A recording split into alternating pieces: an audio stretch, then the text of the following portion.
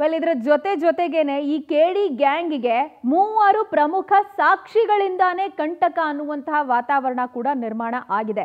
Because ನ್ಯಾಯಾಲಯದಲ್ಲಿ ಇವತ್ತು ಈ 3 ಸಾಕ್ಷಿದಾರರ ಹೇಳಿಕೆ ಮಹತ್ವವನ್ನ ಪಡ್ಕೊಳ್ಳಿದೆ. ಘಟನಾ ಸ್ಥಳದಲ್ಲಿದ್ದಂತಹ 3 ಐ ವಿಟ್ನೆಸ್ಗಳೇ ಈ ಕೇಸ್ನಲ್ಲಿ ಇದೀಗ ಒಂದು ಲೀಡ್ ರೋಲ್ ಅನ್ನ ಪ್ಲೇ ಮಾಡ್ತಾ ಇದ್ದಾರೆ. ಡಿ ಗ್ಯಾಂಗ್ಗೆ ಸಂಕಷ್ಟವನ್ನ ತಂದೊಡ್ಡಿದೆ DNA ಮ್ಯಾಚಿಂಗ್. ನಾನು ಈಗಾಗಲೇ ಮೆನ್ಷನ್ ಮಾಡ್ತಾ ಇದ್ದೆ, ಒಟ್ಟು 3 ಪ್ರಮುಖವಾದಂತಹ ಸಾಕ್ಷಿಗಳು ಈ ಪೊಲೀಸರ ವಿಚಾರಣೆಯ ಸಂದರ್ಭದಲ್ಲಿ CRPC 164 ಅಡಿಯಲ್ಲಿ ಇವರು ಸ್ಟೇಟ್ಮೆಂಟ್ ಅನ್ನು ಕೊಟ್ಟಿರ್ತಾರೆ. ನಾವು ಐ ವಿಟ್ನೆಸ್ಗಳು, ನಾವು ಅಲ್ಲಿ ಘಟನೆ ಏನಾಯಿತು ಅದನ್ನೆಲ್ಲ ನೋಡಿದೀವಿ ಅಂತ ಹೇಳಿ ವಿವರಿಸ್ತಾರೆ.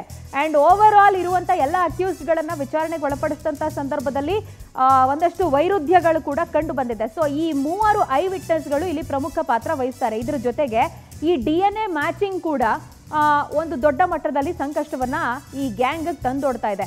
ಆರೋಪಿಗಳ ಮೈ ಮೇಲೆ ರೇಣುಕಾಸ್ವಾಮಿ ರಕ್ತದ ಕಲೆ ಪತ್ತೆಯಾಗಿತ್ತು. ಮೋಸ್ಟ್ ಇಂಪಾರ್ಟೆಂಟ್ಲಿ ದರ್ಶನ್ ಧರಿಸಿದ್ದಂಥ ಬಟ್ಟೆ, ಆ ಬಟ್ಟೆನ ಮನೆಗೆ ತಗೊಂಡೋಗಿ ಒಗೆದಾಕಿದ್ರೂ ಕೂಡ FSLಗೆ ಕಳಿಸಿದಂಥ ಸಂದರ್ಭದಲ್ಲಿ ರೇಣುಕಾಸ್ವಾಮಿ ಬ್ಲಡ್ ಸ್ಯಾಂಪಲ್ ರಿಕವರ್ ಆಗಿದೆ. ಸೊ ಇದು ಕೂಡ ಈ DNA ಒಂದು ದೊಡ್ಡ ಮಟ್ಟದಲ್ಲಿ ಕ್ರೂಷಿಯಲ್ ಆಗುವಂಥ ಚಾನ್ಸಸ್ ಇದೆ. ಅದರ ಜೊತೆಗೆ ಬಟ್ಟೆ ಸಂಗ್ರಹ ಮಾಡಿ ಪೊಲೀಸರ ತಂಡ ಏನು DNA ರಿಕವರ್ ಮಾಡ್ತಲ್ಲ, ಇದರ ಜೊತೆಗೇನೆ ಶೂ ಮತ್ತು ಚಪ್ಪಲಿಗಳ ಮೇಲೆ ಏನು ರಕ್ತದ ಕಲೆ ಇತ್ತು, ಹಾಗೆ ಮಣ್ಣಿತ್ತು. In fact for the first time ಅಂತ ಹೇಳ್ಬೋದು, ಮಣ್ಣಿನ ಸ್ಯಾಂಪಲ್ ಅನ್ನ ಕೂಡ ತಗೊಂಡು ದರ್ಶನ್ ಚಪ್ಪಲಿಯಲ್ಲಿದ್ದಂಥ ಮಣ್ಣನ್ನ ತಗೊಂಡು ಮ್ಯಾಚ್ ಮಾಡಿದಂತಹ ಒಂದು ವಿಚಾರ ಏನಿದೆಯಲ್ಲ, ಇದು ಕೂಡ ಎಷ್ಟು ಸೂಕ್ಷ್ಮವಾಗಿ ಎಷ್ಟು ಆಳವಾಗಿ ಈ ತನಿಖೆ ಆಗಿದೆ ಅನ್ನುವಂಥದ್ದನ್ನು ತೋರಿಸ್ತಾ ಇದೆ. ಜೊತೆಗೆ ಆ ಚಪ್ಪಲಿ ಮೇಲಿದ್ದಂಥ ರಕ್ತದ ಕಲೆಗಳು, DNA, ಬಟ್ಟೆ ಮೇಲೆ ರಿಕವರ್ ಆದಂಥ ಬ್ಲಡ್ ಸ್ಯಾಂಪಲ್ಲು, ಇದೆಲ್ಲವೂ ಕೂಡ ಬಹಳ ದೊಡ್ಡ ಮಟ್ಟದಲ್ಲಿ ಕ್ರೂಷಿಯಲ್ ಆಗುವಂಥ ಚಾನ್ಸಸ್ ಇದೆ. ಇದರ ಜೊತೆಗೆ ವಾಟ್ಸಪ್ ಚಾಟಿಂಗು, CDR ರಿಪೋರ್ಟ್ ಎಲ್ಲವೂ ಕೂಡ ಸಂಗ್ರಹ ಆಗಿದೆ.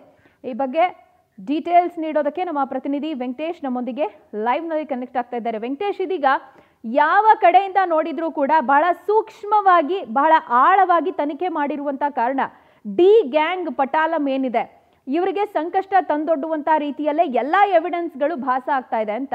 ಸೊ ಇವತ್ತಿನ ಚಾರ್ಜಸ್ ಫ್ರೇಮ್ ಆಗುವಂತಹ ಒಂದು ಪ್ರಕ್ರಿಯೆ ಇದೆಲ್ಲ ಎಷ್ಟು ಮುಳುವಾಗುತ್ತೆ ವಿವರಿಸೋದಾದ್ರೆ?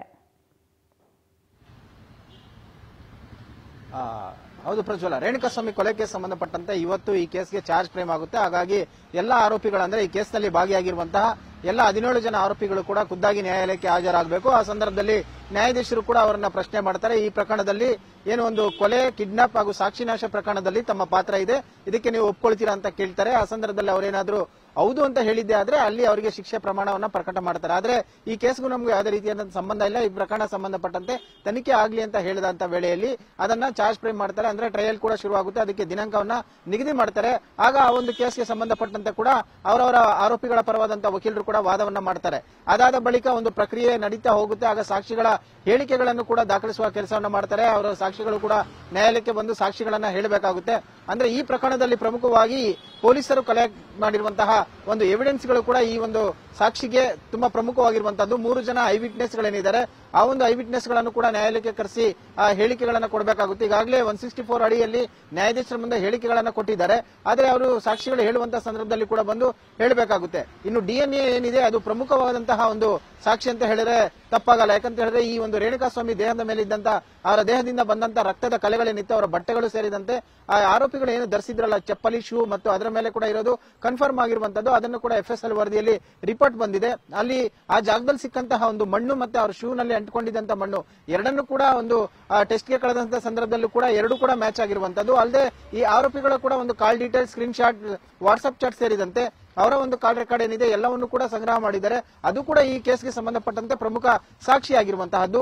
ಈ ಪ್ರಮುಖ 3 ಸಾಕ್ಷಿಗಳನ್ನ ಇಟ್ಕೊಂಡು ಈ ಕೇಸ್ಗೆ ಸಂಬಂಧಪಟ್ಟಂತೆ ಈಗಾಗಲೇ ಚಾರ್ಜ್ ಶೀಟ್ ಅನ್ನು ಕೂಡ ಸಿದ್ಧ ಮಾಡಿ ಪೊಲೀಸರು ನ್ಯಾಯಾಲಯಕ್ಕೆ ಸಲ್ಲಿಕೆಯನ್ನ ಮಾಡಿರುವಂತಹದ್ದು. ಹಾಗಾಗಿ ಈ ಒಂದು ಕೇಸ್ಗೆ ಇವತ್ತು ಚಾರ್ಜ್ ಫ್ರೇಮ್ ಆದ್ರೆ ಆರೋಪಿಗಳ ಪರವಾದಂತಹ ವಕೀಲರು ವಾದವನ್ನ ಮಾಡ್ತಾರೆ, SPP ಅವರು ಕೂಡ ಪ್ರತಿವಾದವನ್ನ ಮಾಡ್ತಾರೆ. ಅಂದ್ರೆ ಈ ಕೇಸ್ನಲ್ಲಿ ಬಲವಾದಂತಹ ಒಂದು ಪ್ರಕರಣ ಅಂದ್ರೆ ಸಾಕ್ಷಿಗಳು ಇರೋದ್ರಿಂದಾಗಿ ಎಷ್ಟರ ಮಟ್ಟಿಗೆ ಸ್ಟ್ಯಾಂಡ್ ಆಗುತ್ತೆ ಅನ್ನೋದನ್ನು ಕೂಡ ನೋಡಬೇಕಾಗುತ್ತೆ. ಯಾಕಂದ್ರೆ ಇದೇ ಒಂದು ಅಂಶಗಳನ್ನು ಇಟ್ಕೊಂಡು ಅವರು ಹೈಕೋರ್ಟ್ ನಲ್ಲಿ ಬೇಲನ್ನ ಪಡೆದುಕೊಂಡಿದ್ರು. ಅದಾದ ಬಳಿಕ ಒಂದು ರಿಜೆಕ್ಟ್ ಕೂಡ ಆಯ್ತು. ಈಗ ಜೈಲಿನಲ್ಲಿದ್ದಾರೆ. ಸಾಕಷ್ಟು ಕೊಲೆ ಕೇಸ್ ಸಂಬಂಧಪಟ್ಟಂತೆ ಆರೋಪಿಗಳೇನು ಜೈಲಲ್ಲಿ ಇರ್ತಾರೆ. ಆದ್ರೆ ಸಾಕ್ಷಿಗಳು ಹೇಳುವಂತಹ ಸಂದರ್ಭದಲ್ಲಿ ಅವರು ಗೈರಾಜರಾಗಿರ್ಬೋದು ಅಥವಾ ಸಾಕ್ಷಿಗಳನ್ನ ಒದಗಿಸುವಲ್ಲಿ ವಿಫಲರಾಗಬಹುದು. ಹಾಗಾಗಿ ಆ ಕೇಸ್ಗಳು ಕೂಡ ಖುಲಾಸೆ ಆಗುವ ಸಾಧ್ಯತೆಗಳು ಕೂಡ ಆಗಿರುವಂತಹ ಪ್ರಕರಣಗಳು ಕೂಡ ಸಾಕಷ್ಟಿವೆ. ಈ ಕೇಸ್ಗೆ ಸಂಬಂಧಪಟ್ಟಂತೆ ಪೊಲೀಸರು ಯಾವ ಒಂದು ಎವಿಡೆನ್ಸ್ ಗಳನ್ನ ಕಲೆಕ್ಟ್ ಮಾಡಿದ್ದಾರೆ, ಈ ಎಲ್ಲವೂ ಕೂಡ ಸಾಕ್ಷಿಗಳಾಗಿ ಪರಿಗಣನೆಗೆ ತೆಗೆದುಕೊಂಡಿದ್ದಾರೆ. ಆದರೆ ಕೇಸ್ನಲ್ಲಿ ಆರೋಪಿಗಳಿಗೆ ಶಿಕ್ಷೆ ಆಗುತ್ತಾ, ಅಪರಾಧಿಗಳಾಗ್ತಾರ, ನಿರಪರಾಧಿಗಳಾಗ್ತಾರ ಅನ್ನೋಂಥದ್ದು ಕೂಡ ಟ್ರಯಲ್ ಆಗಿ ನ್ಯಾಯಾಲಯದಿಂದ ಬರುವಂತಹ ಆದೇಶದ ಮೇಲೆ ನೋಡಬೇಕಾಗಿರುವಂತಹದ್ದು. ಪ್ರಜ್ವಲ.